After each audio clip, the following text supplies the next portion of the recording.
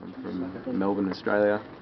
I'm here for 6 months, just one semester, and I travelled for 30 days before I came to JMU, and I would say that there weren't really any initial culture shocks,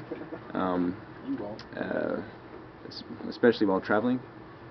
But coming to JMU, there are definitely a lot of differences to studying back home,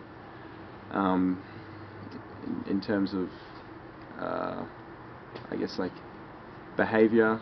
I mean, JMU students are incredibly polite, which was kind of, I guess, a shock.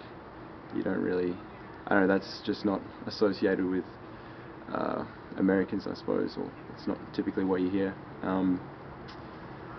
Let's see, the classroom arrangement's kind of, I'd say it's more set up like secondary school rather than at university. It just seems that people putting their hand up and waiting their turn to speak, that's kind of different.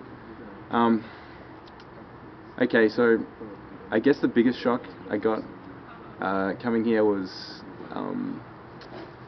some of the parties. I suppose like there was a whole lot more going out than I expected, but and my expectations were high as well, so that says something. But have you guys spoken about grinding? No. Please. Because someone has to. All right. Please, go for it. Okay.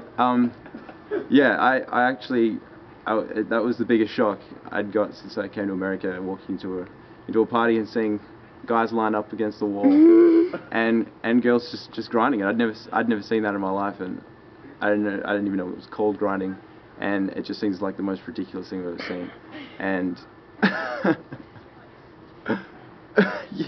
it's exactly, yeah, like, I mean, in Australia we dance as like equals, I suppose. Like, I mean, it just seemed crazy. And there's jeans marks on the wall of just about every apartment that I walk into, and yeah, it's disrespectful, I think. Yeah, let's see.